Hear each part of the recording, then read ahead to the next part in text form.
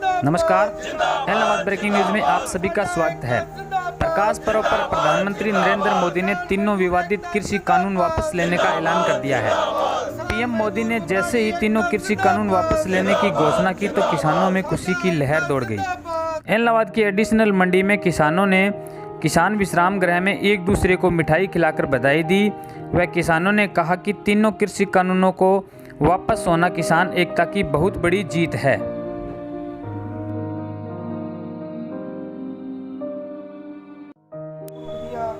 सारे साथियों लख लख बधाई और दूजी बधाई जी संयुक्त मोर्चे का जोड़ा साडा अंदोलन चल रहा सी अज 1 साल तो वो जोड़ा तुसी अंदोलन जिते हो, संघर्ष जिते हो, ओदी तुहानू बहुत बहुत बधाई होवे।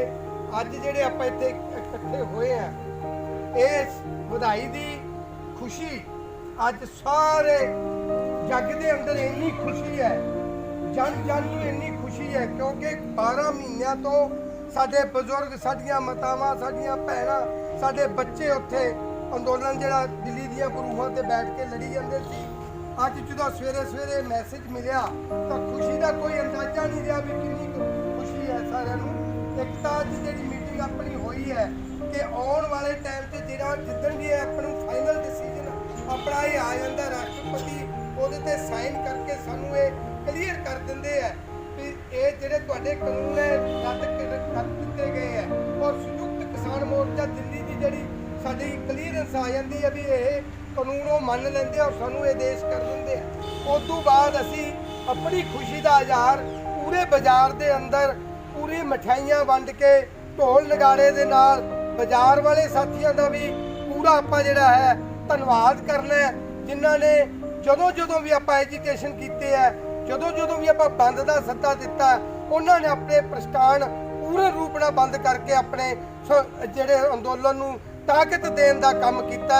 उन्होंने बहुत बड़ा योगदान है, उन्होंने आप धन्नवाद भी करना है और अपनी खुशी भी ਜਿਹੜੀ ਹੈ इजहार करना है। ਅੱਜ ਸਭ ਤੋਂ ਪਹਿਲਾਂ ਤੇ ਗੁਰੂ ਨਾਨਕ ਦੇਵ ਜੀ ਦੇ ਗੁਰਪੁਰਬ ਤੇ ਸਾਰੇ ਦੇਸ਼ ਵਾਸੀਆਂ ਨੂੰ ਲੱਖ ਲੱਖ ਵਧਾਈ।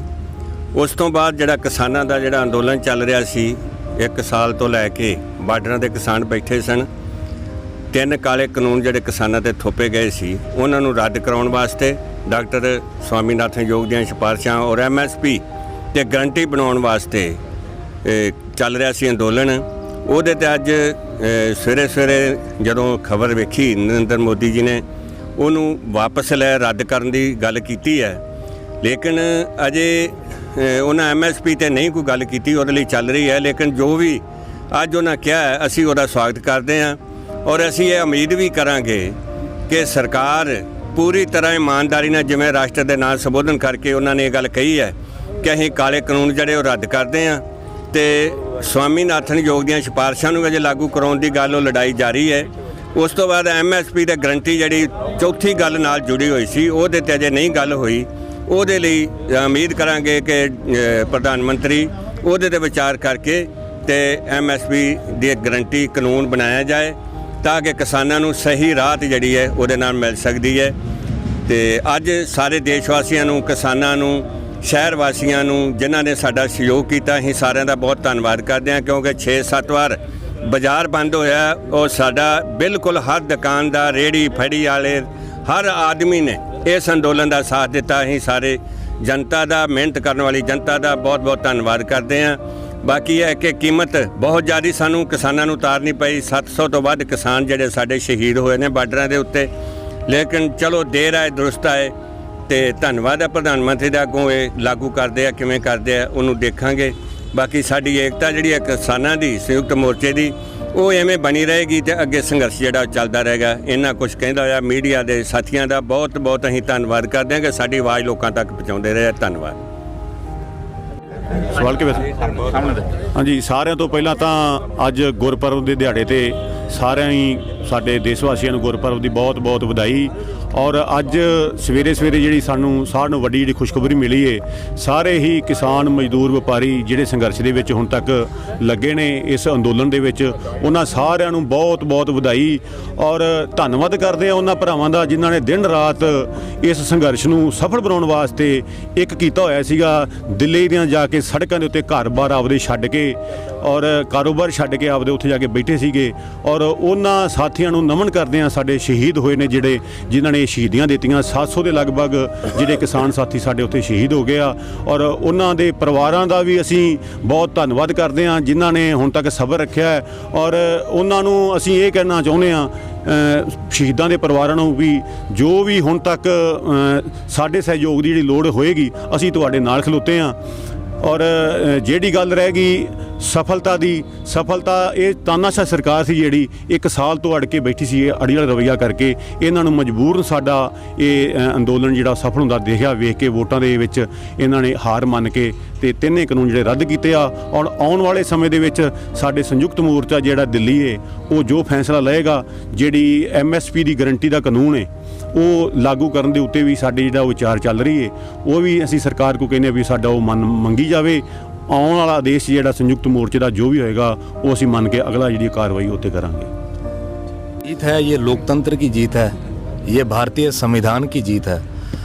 जहाँ ये लोकतंत्र और भारतीय संविधान की जीत है, वहाँ ये किसानों के जो संयुक्त मोर्चा के बड़े लीडर हैं उनकी जीत है, उनके विज़न की जीत है, उनके हट की जीत है और उनकी पीसफुल और नॉन वायलेंट रहने की जीत है।